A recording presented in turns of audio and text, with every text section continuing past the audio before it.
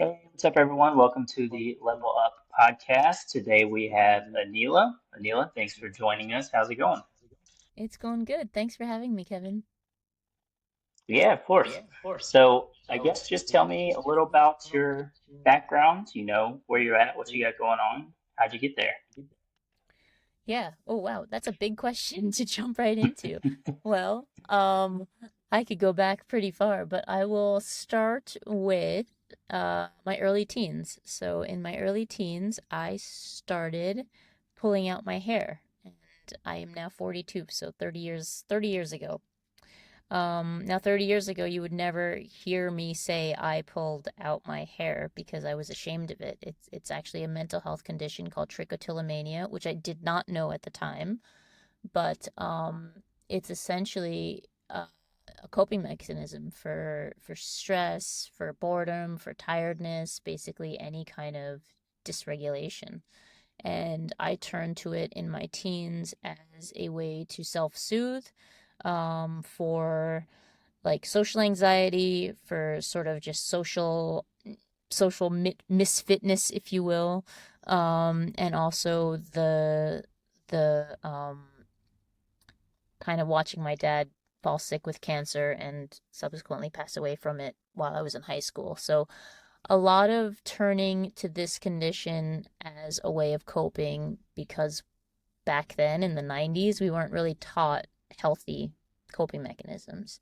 Um, Now, those 30 years, I hid. I hid out of shame, out of fear of judgment, out of my own negative self talk around what's wrong with you, Aneela, for pulling out your hair, right? It's just like that judgment of, ew, it's gross. Hmm. Until a couple of years ago, my husband caught me without eyebrows. So even my husband, who, you vow in sickness and health, um, I hid from him as well. And but one day while I was pregnant with my first child and just a lot of stress with work, I was pulling, and just really uncontrollable, probably for the first time in those 30 years of not really having that control over true control over it. Um, and he caught me without eyebrows. I shared my story with him, and we then set out to make a device to help people build awareness of these conditions because they're very subconscious and turn their lives around. And so that's the work that we get to do today, and that company is called Habit Aware. Got it. Okay. And you said caught you without eyebrows. So you was literally like pulled out all your Yep. eyebrows. I had pulled out all of my eyebrows the night before just out of stress, out of exhaustion, out of probably also the pregnancy hormones were part of it. And it was like the first time, I had 30 years of practice of hiding. So I would hide with a black eye pencil. I would hide with just knowing how to balance out the pulling, not necessarily not stop the pulling, but just do a little bit here, a little bit there, one eyelash, another eyelash, left, top, right. Like there was enough of those zones that as soon as I knew, oh, this is starting to become a bald patch here in my eyebrow, then I would move to my eyelashes and that kind of thing, where people then couldn't really notice that my eyelashes were missing or my eyebrows were drawn on, but I could always sense people looking at me in that way of like something is off with that person's face. I just can't pinpoint what. So that like getting that look from people just always made me feel even more small because I knew that they were trying to figure out what's wrong with Aneela. Got you. So you said started in teen years, have a company now called Habit Aware with the device. What's the middle section there?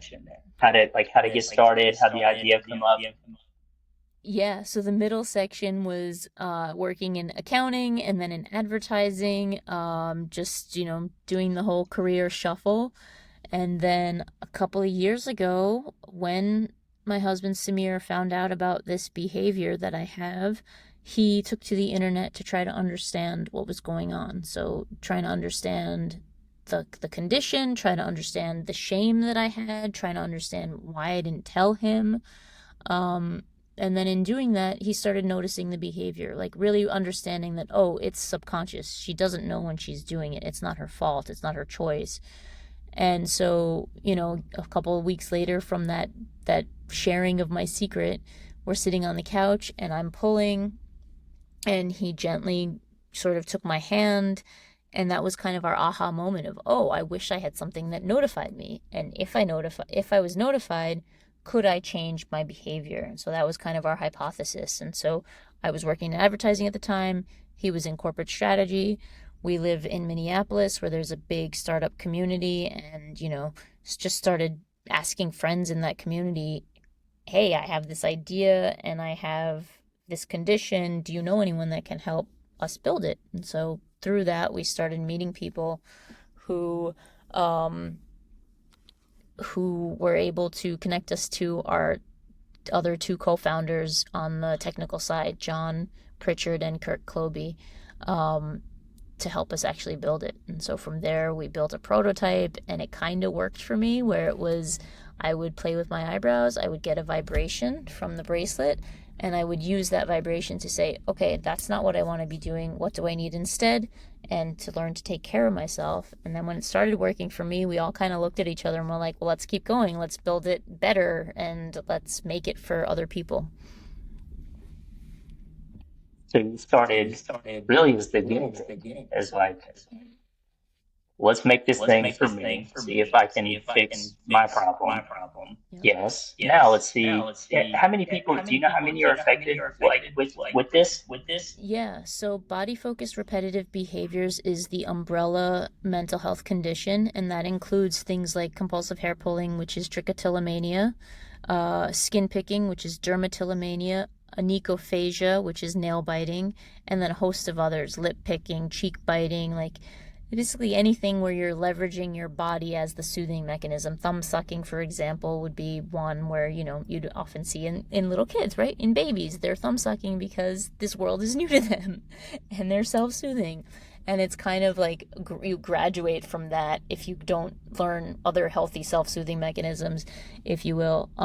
So estimated 1 in 20 Americans has a body-focused repetitive behavior. So it's a huge population. We Wow. say it's the most common disorder you've never heard of, and the reason you haven't heard of it is because nobody wants to raise their hand and say, I pull out my hair, I pick my skin, I pick my nose uncontrollably, right? Nobody wants to say, I do that thing and that thing makes me bleed, or that thing makes me bald, or that thing makes me, um, like in pain, right? If you think about if you're picking your skin and you're digging so deep, like it's painful, it can get infected, and there's this perception that because it's our hands, it's our fault, but it's just not our choice. And so that perception is just false and harmful, quite frankly, to people trying to learn to take control and learn to find a way to reduce the behavior in their lives. Got it. Okay. And what was the umbrella term again? Body what? Body focused repetitive behaviors, BFRBs. So it's a mouthful. Um, but this is the mental health condition, the umbrella term, and then under that is hair pulling, skin picking, nail biting, and other behaviors. Got And it. it Okay. and it really When comes did down to, oh, sorry. Oh, I was just gonna say, it really comes down to it's a spectrum, right? Like someone with nail biting where they're engaging in nail biting, it may not bother them, right? It becomes that mental health condition when it meets the criteria of you're doing it repetitively and you're trying to stop, and it impairs your daily life, right? Like for me, I still remember this one time in elementary school where my dad was dropping me off to a neighbor's house for their pool party birthday, and we pulled up, and I just ducked down just out of sheer anxiety and fear of being caught without eyebrows, like with the water washing off, right? And he didn't know what was really happening, and I just ducked down. I was like, I don't want to go, I don't want to go, I don't want to go. Like, go home, go home, go home, go home. And he was just like, what the hell is going on? But he didn't force me out of the car. and that's what I mean by it's impairing your ability to live life, right? Like as an elementary school kiddo, I should have just run out of the car and been so joyful to be able to go swimming on a hot day, but I was so focused inside my mind of like, what are people going to say? And, what am I going to say if someone asks me? And like, I didn't want to deal with that. And so it's behaviors that for some people it doesn't bother them. There's no shame around it. There's um, no holding them back. And then for others, it's the story we tell ourselves a little bit, and it's also how are people responding to us because of it that then impairs our ability to live the life that we want. And that's obviously that's what mental healthiness is when you don't have that ability to live the life you want. And we're trying to just help people change their lives so that they can do that. They can find what's meaningful for them. Got it. So you basically answered the question I was about to ask, which was when does it become just like a doesn't matter kind of thing to like, oh, this is a mental health thing I need to address? Because I asked that, like, I bite my nails like when I drive or something like that, but I don't do it all the time. Like they never bleed, they're never too short or anything like that. So I'm almost wondering now, like, do I have this? Do I need to address it or does it matter kind of thing? Because like, I do that a lot. Yeah, and I think it comes down to the person deciding for themselves, right? So, is it something that is it inhibiting you in any way? And is it something that you want to, spend your time and effort and energy on taking control of, right? If it's not bothering you, and if it's not bothering, and and oftentimes it may not be bothering you, but it might be bothering people around you. Like if you think kids and their parents were like, you know and sometimes it's the parents that want the child to change, or or a loved one that wants the person to change, where for that person it's like that's actually not my biggest problem, if you will, in quotes. I actually would prefer to focus on building this skill over here, or taking control of, or this other issue that I have, or working on this other thing that I would like to work on. So I think it really does come down to understanding where you are on that spectrum of like how much does it impact your daily life and your ability to live the life you want? Are you making decisions that um, allow you to avoid situations because of these behaviors? Then that's probably, if that's continues to happen, then I would say to that person, maybe you do want to look at how to learn to take control so that you can live the life that you want. But it's got to be that person's choice, right? There's work involved in learning to change behavior and to instill lasting healthier habits in your life. So you have to be ready for that choice and for that process. Got it. Okay. So it's kind of like you can't save the alcoholic until they're ready to save themselves. They need to Mm-hmm. be ready for it. 100%, right? Like the answer is within us for even these behaviors. The answer is within us. That a lot of folks just want a pill, want that fast, quick cure, which show me a medical condition that has a cure. Like the only thing I can think of is like physical bones breaking. There is a cure of wearing a cast for months and then letting the body heal itself, right? Essentially. So you are the Yep. cure, right? It's a matter of are you going, as a person with the BFRB, going to take the time, the effort, the energy to build that skill of healthy self-soothing. And you don't have to do it alone. That's why we've invented this smart bracelet that helps you build awareness of what your hands are doing so that you can take control back and change your life. And we also have a number of other ways of supporting the community and people in the community to keep them motivated on that journey, because it takes time. It takes time, it takes effort, and you're not meant to go it alone. Yeah, it's actually where I wanted to get into next because when I first talked with Ellen, um, And she mentioned the T word, whichever one that is, hair pulling. Trichotillomania. Yep.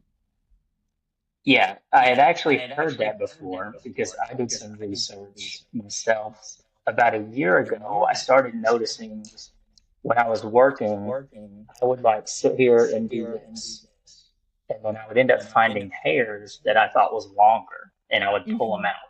And then Mm-hmm. 30 minutes would go by, and I'd have like a pile of hairs under me, and I would end up seeing like little bald spots in my beard and stuff. And I Right. found out I was doing it, and I just thought it was like an OCD or something because I was bored and my hands didn't have anything to do. And my solution, I wish I would have known this existed years ago, but I just shaved my beard for like Yep. 6 months. So there Yep. was no hair pull. I just couldn't, I would do this, but there was nothing there. And then eventually, now I just kind of don't do it. Yep. But I'm curious, if I would have had the habit aware bracelet. So, step one is wear it and it vibrates. Now you're aware. I'm guessing there's stuff that needs to happen after that. And I'm curious Yeah. what that is. Yeah. And so when we first came out with the device, the way it works is you train it for that behavior. So you train it for kind of rubbing your fingers along your cheeks, your chin rather. And then just that wrist motion is what the bracelet would kind of create a calculation around, and then if it sensed a match within sort of a window of the calculation, it would vibrate, right? And that vibration is just building your awareness, right? That's all that the bracelet does. So it's then on you, on the person wearing it, to say, okay, what am I going to do with this power of awareness? Now I know it's happening, right? I can't hide behind its subconscious. I don't realize it's happening. Yes, it's not your fault, but now you have a choice because you're aware. And so from there, we have kind of a methodology which we call love, strength, and awareness, which is how to then use that vibration to then go through a process of asking yourself the right questions to identify what do you need in the moment and how are you going to fulfill that need, right? So again, understanding that the body focused repetitive behavior and the vibration are both a signal from your subconscious to your conscious saying, I need something, you need something. And then you have to kind of just shift the conversation in your mind from, oh, I got to get that hair that feels long and like pokey or whatever. For me, it's the pokey hairs. I got to get that hair to, okay, what do I need right now? Oh, it's almost 2 p.m. and I haven't gone to the bathroom yet and I haven't had lunch yet, right? So let me go take care of myself in that way. Or, oh, it's 2 a.m. and I'm still awake. Maybe I just need sleep, or whatever it may be, right? Like those are two very direct examples. It might be something where you're studying and you're focusing, and so, or you're working and you're focusing, and so that could be another way that your body's trying to center you into that focus mode, right? By playing with your chin, your beard, your hair, your skin, your nails, whatever it is. So understanding that nuance for themselves and then using that information to then choose the right strategy. And then over time, the goal is you keep practicing that just like you practice your jump shot. And then, you can one day you'll be able to close your eyes and get that free throw, no problem. That's what you want, is that muscle memory then becomes like me grabbing my water. This is now my go-to. I don't even need to think. It's just I immediately, my eyes will start darting around looking for where my bottle is, and my hands will just grab it when I'm in that moment of like dysregulation. I don't even think about it, right? It's automatic now. That's the work that we want people to do for themselves. Got it. So it's basically you have a subconscious repetitive behavior. Habit aware makes you aware of it. And now you need to, sounds like almost replace it with a better behavior or non-destructive behavior or something. A healthier behavior that meets the need. Yeah. And so habit reversal training is one of the gold standards of care. And that's pretty much what we're trying to deliver. So the very first step of habit reversal training is awareness training. And that's with the bracelet, building your awareness of what it is.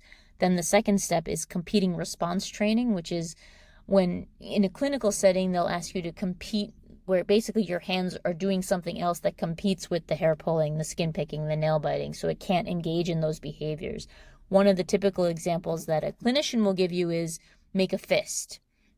And that's fine, but in our world, we also understand that that our BFRB is a signal that you need something. So just making a fist is not fulfilling that need. So for us, competing response training is really exactly what you just said, learning to replace the behavior with something better, something healthier, right? So that over time, that becomes the automatic response.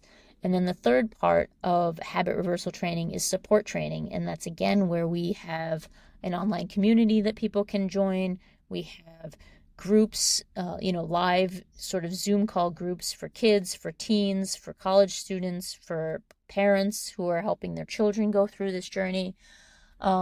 Because again, like people with these conditions have grown up so alone, and that is just like healing happens in community. And so that support training is another aspect of the system that we've created that helps people truly change their lives. And we also offer one-on-one peer coaching with myself and with Ellen, who you met with, so that if you're not ready yet for a group setting, you can always just hang out with us one-on-one.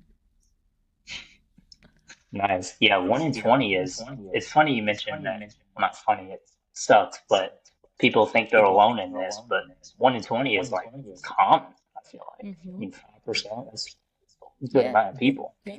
Yeah, that's the estimate. And like, if someone looks at their Facebook friends, probably have like 100 to 1,000 Facebook friends, like we all know loved ones suffering from this. If it's not us, it's someone we love, and it's multiple someones we love, right? And so the Yeah. more that we can do to spread awareness, to spread support and understanding and love versus judgment around these conditions, the more we will do to help the people that are hurting and hiding come out of that hiding, come out of their shell, and seek solutions like habit aware so that we can help them change their lives. Yeah, it's awesome. So step one was habit reversal training. So that's really where the bracelet comes into Yep, the play. awareness. Yep, awareness training. Yep. Yeah, and then competing response training. So that's basically where you start replacing it. So like Yep. my hands are usually here. Now I need to, funny enough, I'm doing this already.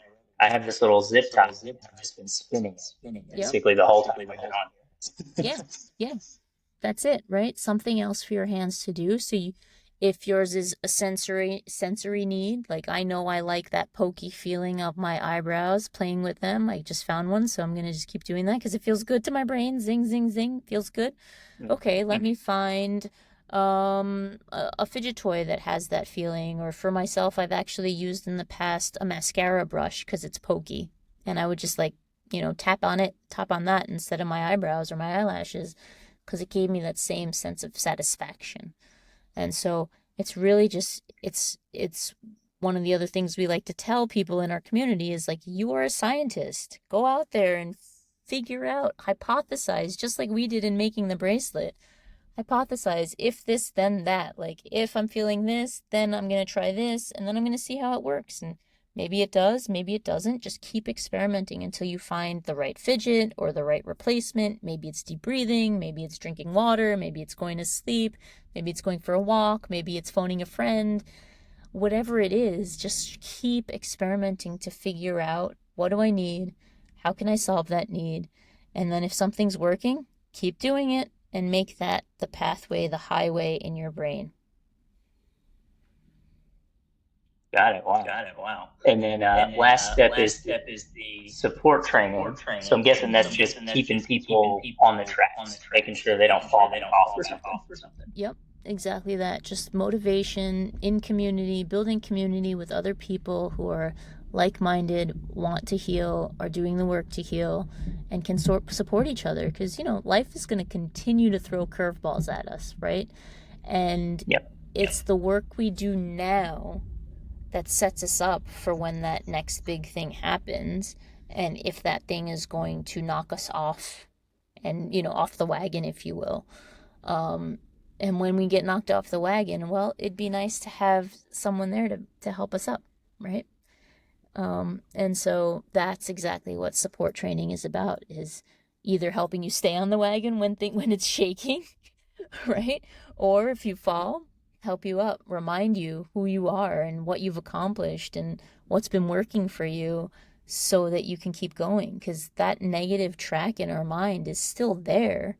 It's just we have to teach it to not show up as much, and we have to bounce back as often as we can from that mode, into the hope and the positivity and the I can do it mentality, because when you have that motivation to keep pursuing the change that you're and the track that you're on.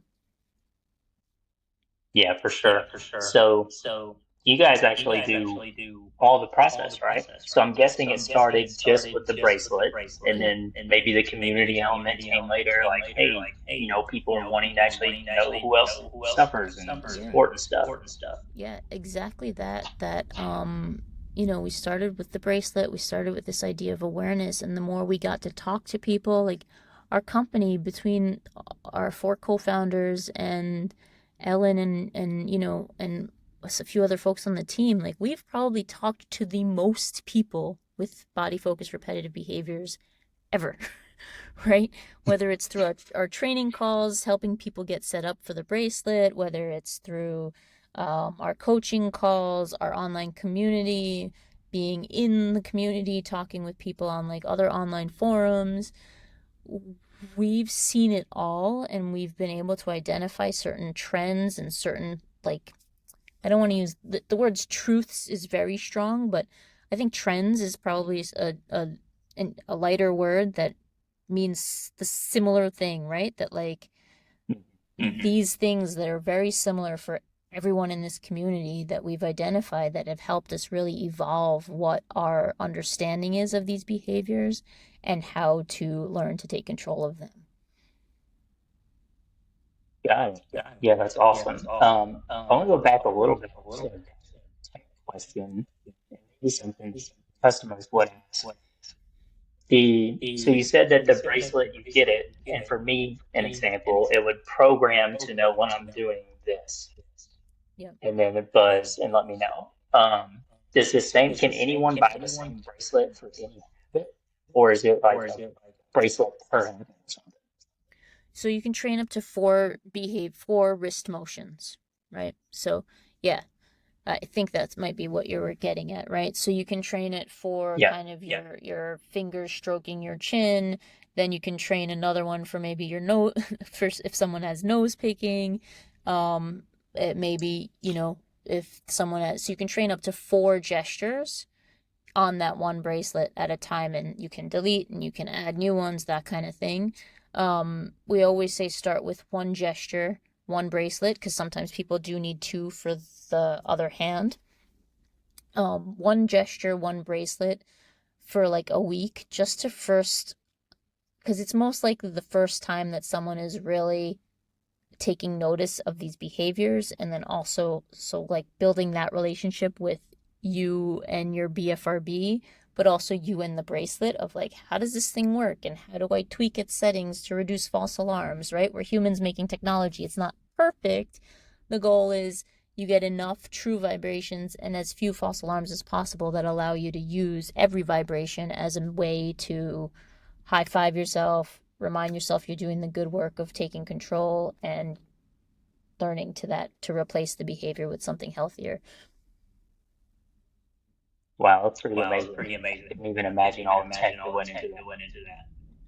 That is not my job, so I'm so blessed that John and Kirk know what they're doing when it comes to that stuff, as I also can only imagine what's inside. And that's part of the journey that I find the most fascinating, because it's not my world. My world is 100% people focused and community focused, and helping people with the behaviors themselves take control. And so, yeah, for me, it's fascinating all the work that goes into prototyping, testing, building, manufacturing. It's it's hard. They say hardware is hard for lots of reasons. Wow. Well, I'll let you go. I just want to see if you have any last thoughts, and then let people know where they can find you guys. Yeah, if you or a loved one is hurting and hiding from a body focused repetitive behavior, just please know that you're not alone. There are tens of thousands of people, millions even, that are hurting and hiding too. And you probably know some of them. So remember to give yourself grace, give other people grace. And if you want to chat, you can find us at habitaware.com, on Instagram, TikTok, Facebook, Pinterest, YouTube, Twitter. We're all at habitaware. And we respond to every support email, pretty much every Instagram, unless you're spamming us.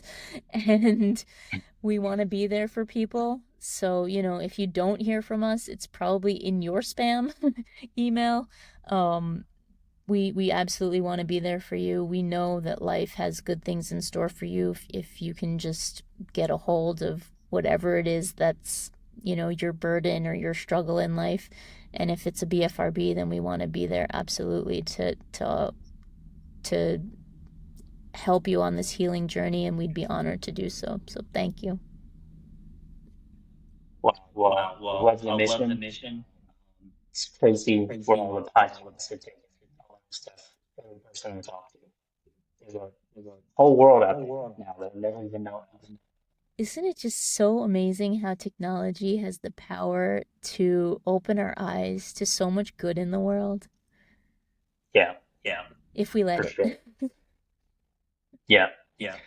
Well, guys, thanks for listening to this one. Thank you, Aneela, for coming by and hanging out with us, letting us know all about the world of BFRBs. And yeah, if any of you are suffering, definitely check out Habit Aware. And hopefully, we'll see you guys next time. Of course. Later, everyone.